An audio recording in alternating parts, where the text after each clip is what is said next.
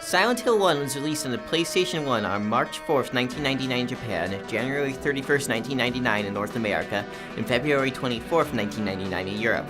The game was re-released on the PSN store in 2009 as a PS1 Classic. The version of the game I'll be looking at for this review is the PS1 Classic version on PS3. As per the usual, before we cover the gameplay, we'll cover the plot. Skip to this point in the video to avoid spoilers. The game begins for our protagonist, Harry Mason, getting into a car crash while passing through the tourist town of Silent Hill. Doesn't take long for him to notice that his daughter Cheryl has gone missing. Cheryl? Is that Cheryl?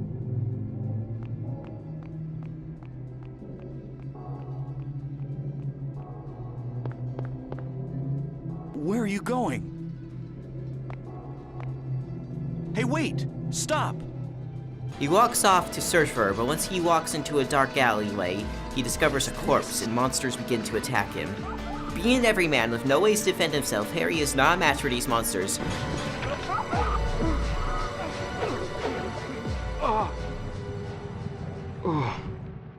When he suddenly wakes up in a cafe as if everything that just happened was a dream. Inside a cafe, he meets police officer Sybil. Harry explains that his daughter is missing and he needs to look for her. Sybil says that it's dangerous to go outside, so Harry asks for a gun. Sybil, being a responsible police officer, gives her man to the man she's known for 5 minutes. 2 of those minutes being spent talking about his daughter being missing and him seeing monsters. Now listen to me. Before you pull the trigger, know who you're shooting. Harry's search for his monster eventually leads him to the town's church, where he meets Dahlia Gillespie, who warns him of the oncoming darkness. I knew you'd come. Make haste to the hospital before it's too late. Wait! Don't go yet! And that he needs to hurry. Harry's search then brings him to the Silent Hill General Hospital. There he meets Dr. Michael Kaufman, who works at the hospital. I was taking a nap in the staff room. When I woke up, it was like this. Kaufman says he hasn't seen Harry's daughter, but if she's outside right now, she's probably dead. Sorry, I didn't mean to alarm you. Harry doesn't accept that and continues to search the hospital for his daughter. While in the hospital, he finds an old VHS tape and a picture of a girl called Alessa.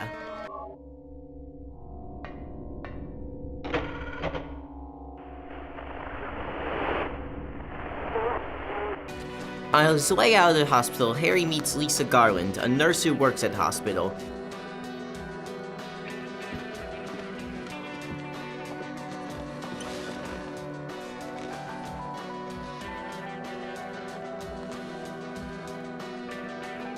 She was hiding from the monsters this whole time. Harry's search for his daughter then leads him to Dahlia's antique shop, where he meets up with Sybil again. Harry! Sybil? Once Harry explains to Sybil what Dahlia told him about the approaching darkness, Sybil logically assumes that Dahlia is on drugs. Gibberish like that. Must be on drugs. While in the antique shop, Harry finds an altar and learns about the deity known as Samael. What the?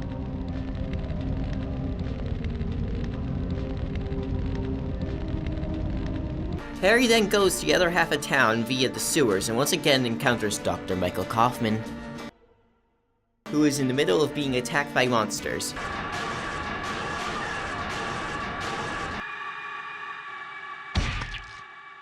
Harry saves Kaufman and finds Kaufman's hotel keys. Once at Kaufman's motel, Harry finds a vial, some strange red liquid. Kaufman sees Harry touch it and he takes the well. Give me that! You want to get yourself killed? Get out of here. After seeing that reaction from Kaufman, Harry makes the logical assumption. That red liquid must be dope. Harry makes it into a boat where he once again runs into Sybil and Dahlia. Harry! The demon is awakening, spreading those wings. Dahlia explains that they can't allow the mark of Metatron to be completed. If that happens, the town is doomed. Even in daytime, darkness will cover the sun. Harry volunteers to search the lighthouse while Sybil goes to the amusement park. Sybil, thanks.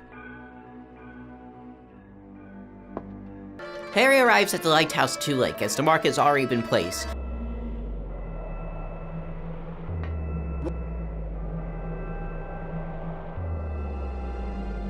Damn, I was too late.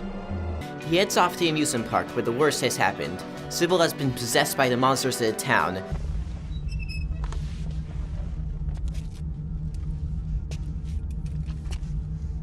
She attempts to kill Harry, but Harry is able to fight back and kills her. Unless you save her using an item you can find in hospital, which I didn't know about. Oops. Harry finds the person who's been leaving the Metatron marks around town, and it turns out that it was Dahlia's daughter Alessa. Not only that, but it's revealed that the Metatron marks were a good thing. They are preventing the birth of the demon that Dahlia is trying to bring onto this earth. Little pest, haven't you, Alessa? The town is engulfed in darkness, and Harry meets up with Lisa again, for the last time. It turns out that Lisa is like most of the other people in town, a walking corpse turning into a monster, and she dies alone while Harry runs.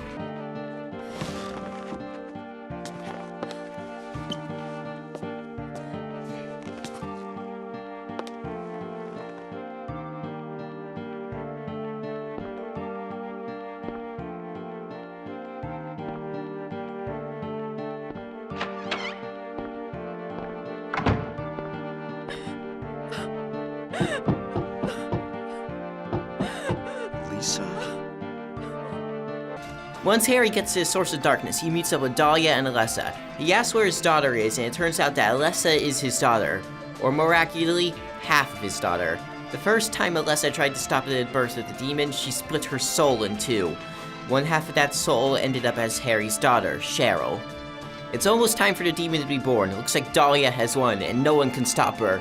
But then, suddenly out of nowhere, the day is saved by our action hero protagonist, Dr. Michael Kaufman. It turns out that the bottle of red liquid wasn't dope, but aglyphotis. What does aglyphotis do? This.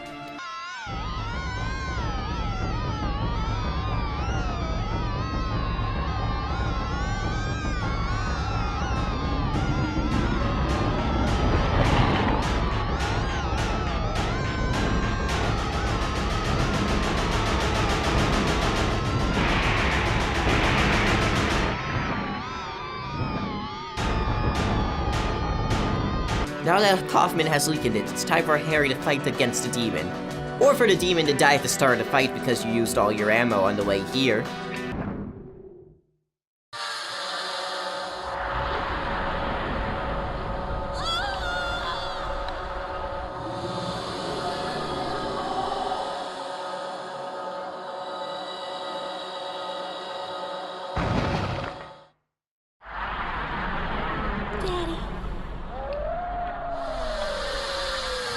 All that remains where Alessa once stood is a baby, which Harry takes with him. Meanwhile, our real hero, Dr. Michael Kaufman, is dragged down into hell.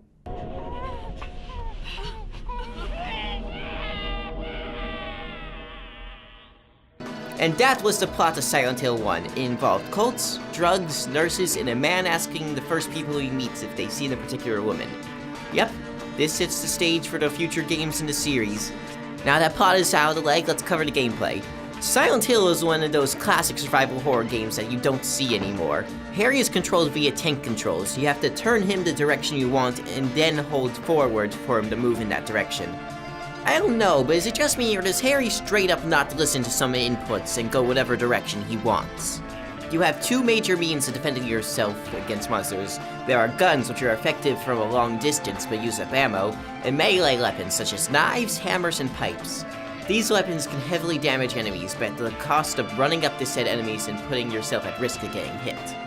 I generally prefer to use guns all the time and be low on ammo the whole game than use melee weapons.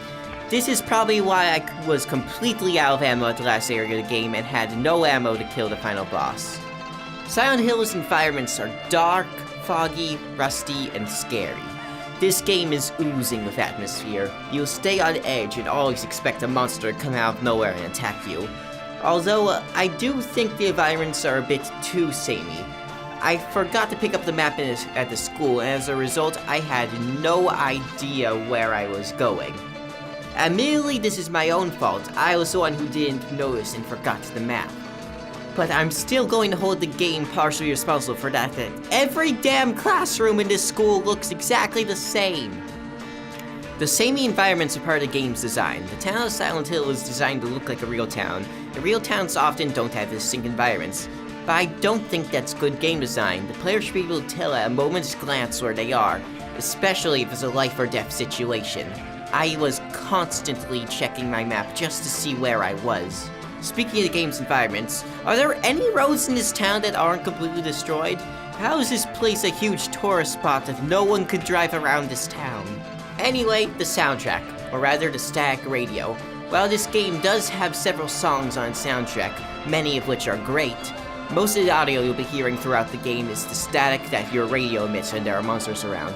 When you hear that sound, you know that something is gonna happen.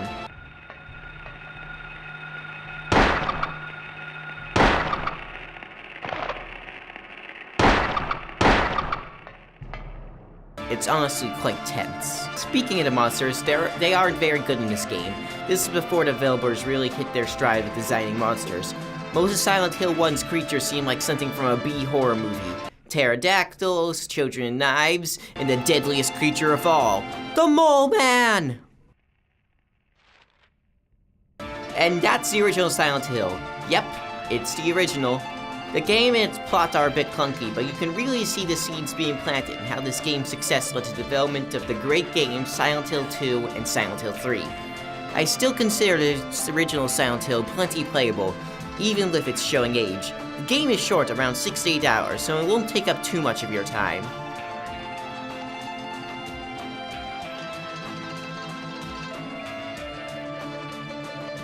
I'm Skeith, and I'll see you next week with another review.